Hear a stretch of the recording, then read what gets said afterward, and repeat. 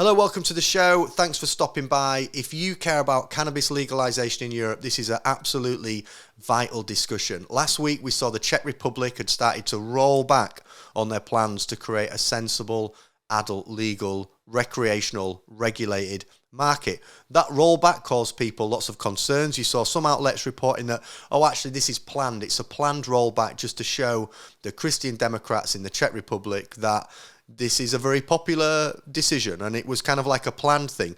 Other people came out and said, well, hang on, this isn't planned at all. This is political pressure. There is much more to this picture than you think. To get straight to the issue, we spoke to Lukas Hurt, who is one of the experts on the ground. He's done loads of superb work in this space, and he's speaking to many of these policymakers and engaged with these politicians. In this conversation, Lukas lines out what's taking place in the Czech Republic, and worryingly, there are lots of similarities with this situation to Germany. It's very similar to the chat Alfredo and I had, well, the two chats we've had on the channel over the past month.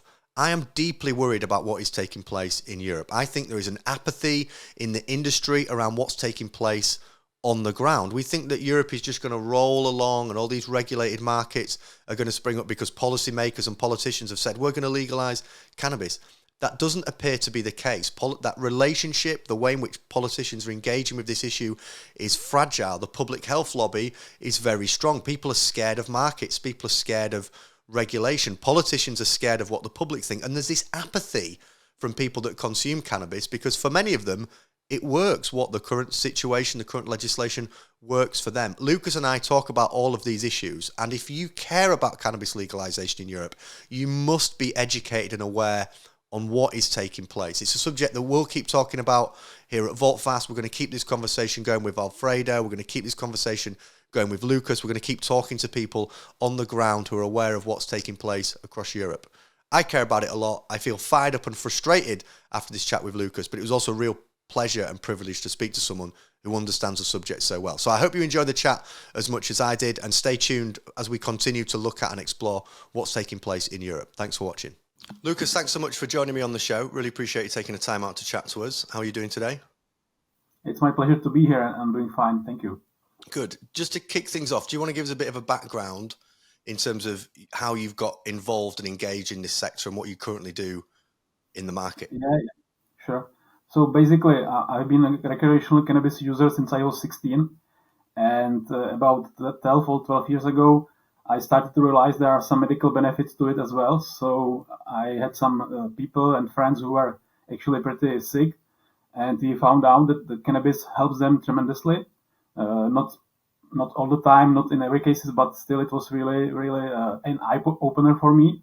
And since my profession is a translator from English to Czech and from Czech to English, and I'm also studied history, I decided to deep dive into the subject and started translating studies and articles into Czech, because at the time, like some 12 years ago, there was not much information about it available in Czech language.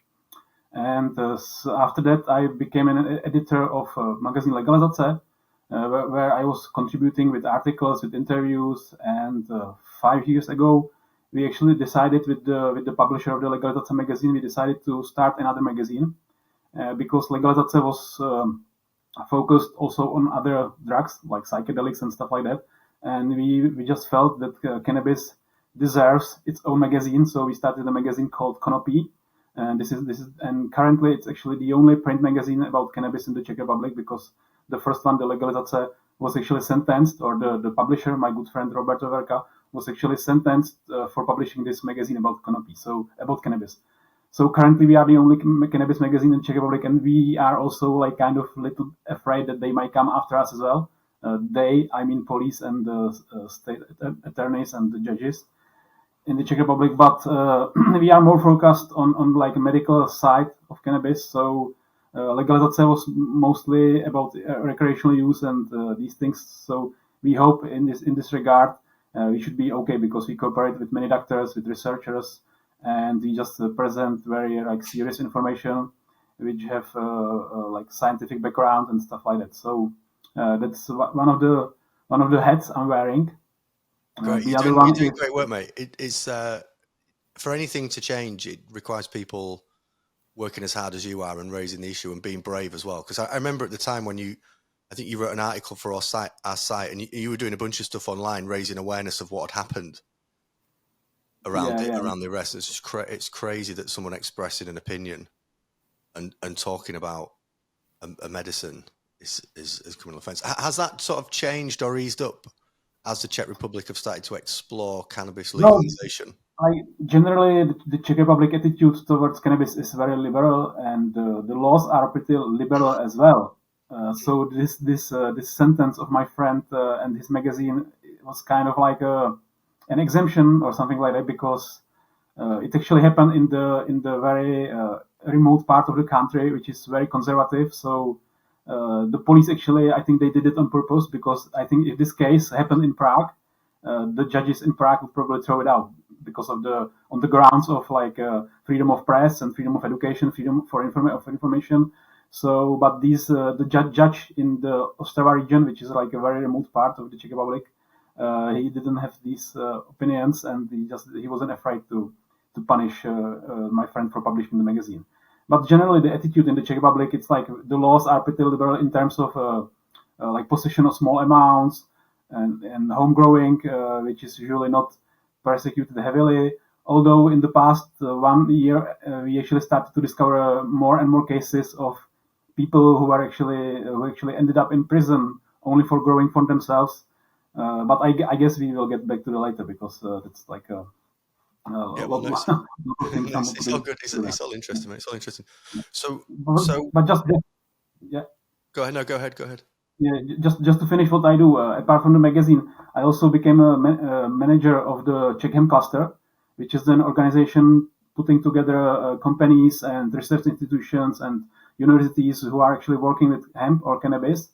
And through this organization, we are actually trying to influence the government and the legislators to change the cannabis laws to make them even more liberal and more progressive. And that's why we got together to work with the National Drug Coordinator in Czech Republic, who is actually the man behind all the cannabis reforms efforts in the Czech Republic. And he's like internationally very well known and very much respected because of his work at the United Nations, and he's a very good friend with the current prime minister. So that's basically our current link to the government, and that's our chance to change the laws regarding cannabis, because after next elections, which will be happening in October 2025, there may be totally different government, and it may be like a hostile government towards cannabis, because it could happen that we have a very right-wing government next year. It's always the case, because Alfredo and I were doing a show a few weeks ago talking about Germany, and there's obviously lots of excitement around German discussions around legalization and these different pillars, but sometimes people in the space that aren't connected to politics like you are, and like we are as well, we do lots of political lobbying, we're secretariat for the all-party parliamentary group for medical cannabis, people don't appreciate the kind of fragility of the situation and how, the support that governments give and that policymakers start to explore can soon change with switches of ideological positionings from government. So with regards to what's going on in the Czech Republic, how fragile is this, and how likely is it that an upcoming election or a shift in government could kind of roll things backwards? Or is it the case that this is actually quite cemented now and it's unlikely to experience that turbulence that Germany are worried about? Definitely just hit the nail on the head, because there was a broad support from the government, which comprises of 5 political parties. So it's like kind of a big coalition. And in this coalition, there are the Pirate Party, which is very liberal, but there is also the Christian Democrats, who are very conservative. And last year, or it may be 2 years ago now, there was actually the new action plan accepted by the government in terms of drugs and how the government should deal with drugs. And in this document, all the parties agreed that the National Drug Coordinator should start reforms, and that he actually can suggest that we create a regulated market. But about 6 months ago, these Christian Democrats, they were actually sinking in the polls, and maybe or probably some PR manager told them that it could be a good idea to start a fight against cannabis. So they started a really dreadful smear campaign against the National Drug Coordinator, who is actually a strong Christian himself. So it's kind of funny, because the Czech Republic is like the nation of atheists, and the National Drug Coordinator is like openly Christian, and these Christian Democrats, who in their leadership have actually people who used to work with Mr. Vobořil. They actually started attacking him for no reason, and they started to spread rumors that he wants to legalize cocaine in the Czech Republic, and really, really nasty stuff.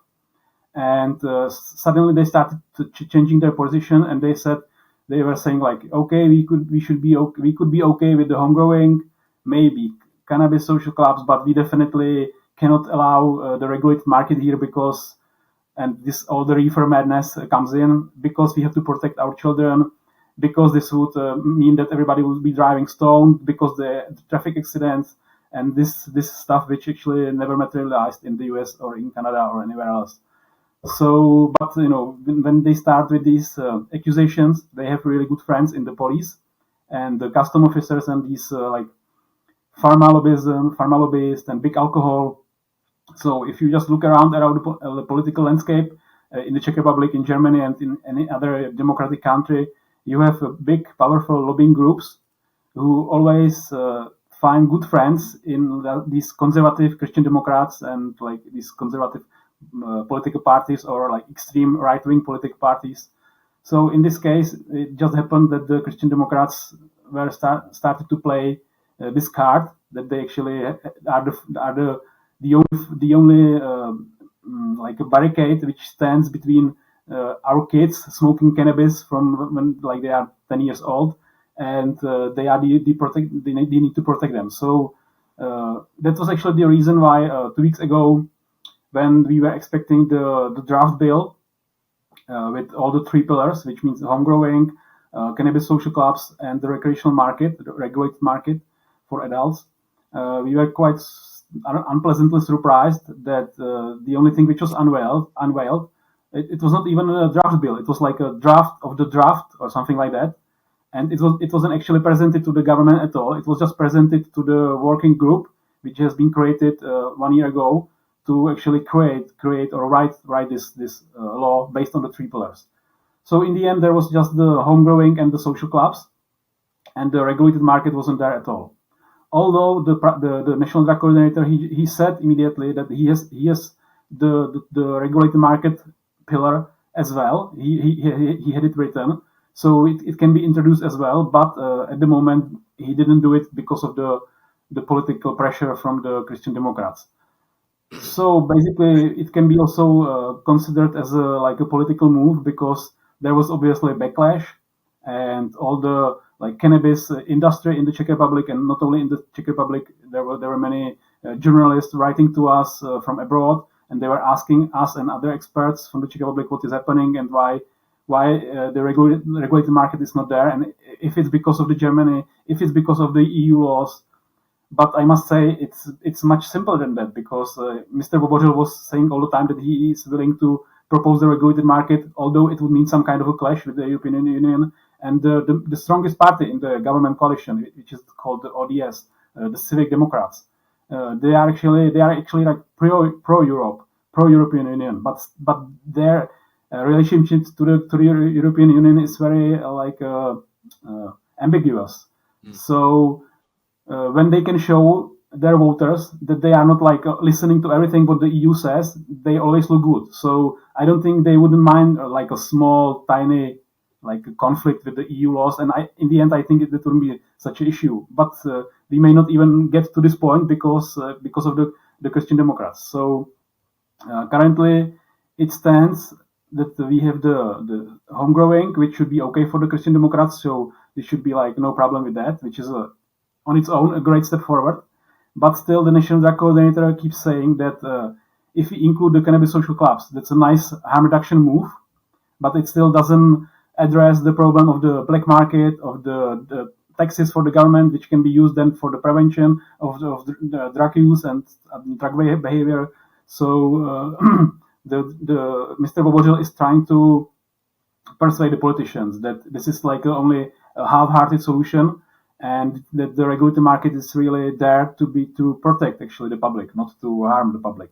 Yeah, and in that regard, we actually we decided to try to put together the whole Czech industry, the whole cannabis sector, because as you probably know, in every other country, there are many people in the sector, and some that don't like others and stuff like that. So I guess what we're really concerned about here in the UK and generally across Europe is the fragility of the situation in the Czech Republic, not just the Czech Republic, but also Germany and these other countries who are taking more positive liberal positions over the issue. So you've done a really good job of kind of setting out the scene and also highlighting some of those really important tensions that exist around cannabis legalization, the relationship between the public and politicians, and also the apathy that exists amongst the public. I think it's a really interesting point that you raised, that people who are pro-cannabis are also like, well, it kind of works for me. I don't really get bothered. I'm not exactly going to be out on the street campaigning for the industry because I kind of get it and it's quite easy. And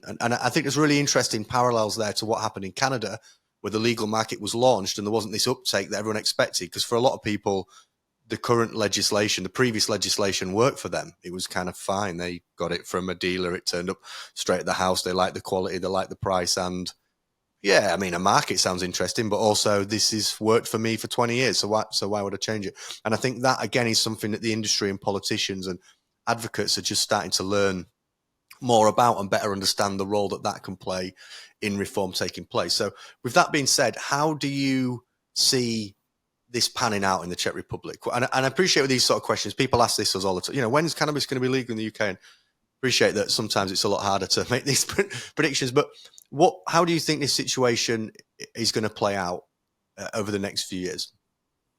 Well, definitely at the moment we need to start a campaign if we want to have the regulated market here in the near future. So that's where we focus now, and we will be doing some fundraising campaign, and we'll be asking the partners all around Europe, because many European companies are selling cannabis seeds in the Czech Republic. They are selling fertilizers. So for them, any kind of like cannabis reform would be good for their Czech business, but also it would mean a domino effect for the whole Europe probably. And I think the Czech Republic is poised to do this reform as one of the best countries in Europe at the moment, maybe with Germany. But as you see in Germany, there is some backlash as well. And coincidentally or not coincidentally, it's coming from the Christian Democrats mostly too. So that's like one similar aspect. So basically, what we need to do now is start the campaign, do it right, persuade the politicians, and then it needs to happen until the next election, as I was saying, which is in October 2025. So basically, from my experience, I think the bill will need to go to the first reading in the parliament sometime this year. Ideally before the summer holidays, but in I think more realistic is like sometime in autumn. If we don't manage to get to the first reading this year, I don't think there will be enough time and energy to get it through next year, because the next year is the election year, and usually the government, when it's like 10 months before the election, they don't want to rush into any huge reforms. So I think the best chance to achieve something reasonable beyond the home growing and to create a regulated market in the Czech Republic is to get it to the first reading this year and as soon as possible. And of course, get enough support, because as I said, the Christian Democrats, they are totally opposed to it. But the thing is that there is 80 members opposition in the deputy chamber of chambers. In the Chamber of Deputies, and there are some who are actually willing to support this as well. So maybe if we lose the 20 MPs from the Christian Democrats, we can substitute them with MPs from opposition parties, because we know for sure, and we have some people in the working in the parliament and lobbying, so we know that they should be open to it as well. But obviously, it would be much better for the government if this reform, and for everybody, for the government, for the country as well, if the reform passes with the full support of the government. So our biggest task now is to persuade the Christian Democrats that the regulated market is actually good for everyone, and it's not actually harming the society. And how confident are you of being able to do that? Well, it depends. Sorry, that's difficult. Because we are just starting the campaign and we are starting the fundraising. So we are working with different amounts of money. We could raise, I don't know, like 200,000 pounds or 200,000 euro, or we can get 1 million euro to make the campaign. And as you know, today the politics is always about the opinions of the public, and so I think if the politicians would see that there is public support for it and they could earn votes, because to be honest, we all know that all politicians are populists. Maybe some are bigger, some are smaller, but they all want votes. And if they want votes, they need to, and we want to show them that the votes are there. So, and we want to also show them that if you actually make a regulated market, it could help you to prevent kids from using drugs, not actually encourage them to use drugs. So, we know that there are even some ministers now who actually support the regulated market, but they don't want to come out first and say publicly first, because they know it would cause the backlash with, you are not protecting the children and you only care about the money. So they are waiting for us to start to change the narrative. And when it's changed, they will start to, express their opinion on this and say they support it as well. So if I wasn't confident, I would be doing it, because it's consuming most of my time every day. And if I didn't believe it, I wouldn't be doing it. You give me faith, mate. You know what you're doing. You're exactly the right person to be deep in this, involved, driving it forward. And if you could share with us any links or information where people could learn more, and maybe people from the industry could support directly what you're doing, then send it to me and I'll make sure it's included in the video, either in the description if it's on YouTube or underneath if it's on Twitter. So I encourage people to kind of check out and see how they can support and help the work that you're doing. It would be really good as well. You can use this channel to just keep people up to date on what's taking place over there on the ground. There's a lot of eyes on the Czech Republic and Germany, and I think there's a theme emerging across Europe with regards to drug policy, particularly cannabis policy. And it touches on the things that we've talked about here. It's around the public health tensions, around what regulation looks like. It's around the relationship between politicians, each other, and society. And I think there's an element of fragility to cannabis legalization, particularly when you move the discussion into those areas of regulated markets. So I'm really, really interested to see how that develops in the Czech Republic, and really, really appreciate you taking the time out to talk to us and the people that are engaged with our network around what's going on. Because there's a lot of, not misinformation, but bad interpretations of what's going on there, and kind of a over optimism. There's people, oh, it'll be fine. Yeah, there's just doing this. And I think I don't think it's going to be fine across Europe. I think if people are fans of regulated markets like North America, I think there's a hell of a lot of work to do. I don't think it's this thing we can sit back and relax. Homegrown and decriminalization, sure, but the battle for regulated markets, I think, is much harder than people envisage. And we're seeing that from your case study and your work, and we're seeing that from Germany. People are too quick to assume we're like North America, and it's so different. I think one of the issues here is like the concept of the cannabis social clubs, because here some people are pushing it as the best way, like a middle way.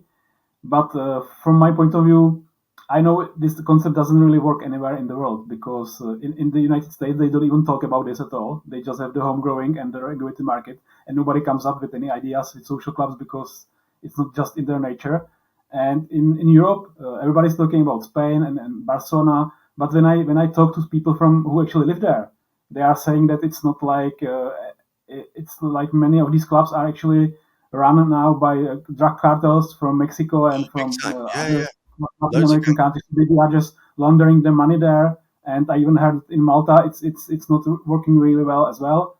So for me, I think the cannabis social club, the concept, can be good, like an addition to the regulated market, like to make it really a harm reduction, social function, where you would have like addictologists and people who are actually educated in drug policies and how to deal with people who use drugs. And they can offer them, for example, if you smoke too much THC, they will offer you CBD, and they will tell you how to behave if you have like a bad trip from cannabis and stuff like that. But with trying to do a cannabis social club concept and make it for 100 growers, it's like so complicated that I'm not really a big fan of it, and I will be always pushing for the American or Canadian model, which is based on the home growing and the regulated market, and then maybe on top of that we could start talking about some cannabis social clubs. Lucas, we are so aligned on this. I mean, the points about social clubs are exact points I've made when I've discussed this issue. Like there are huge concerns around what's going on in Spain. And again, I think there's an apathy from a lot of public health lobbyists who have helped get us to where we are at the moment with cannabis, who kind of turned a bit of a blind eye to that and like, oh no, it's fine, but it's not fine. Like there are definitely issues with continued criminal involvement with that model. But on the surface, it's a great idea. It's a love, there's nothing wrong with the model. It's just it's the reality of what those models are like in practice, right? When you go, oh, let's implement them, it's policy. Lucas, I really appreciate you chatting through this situation with us. It's something that, like I said, we'll keep looking at and talking about and visiting. And so do keep, I know we'll keep talking. And if there's anything we can do here in the UK or any awareness we can raise, then do let us know. But really appreciate the work, really appreciate those insights, really valuable. And it's something we'll be keeping a close eye on. So thanks so much for your time in chatting to us. Thank you, Paul, for having me. It was a pleasure.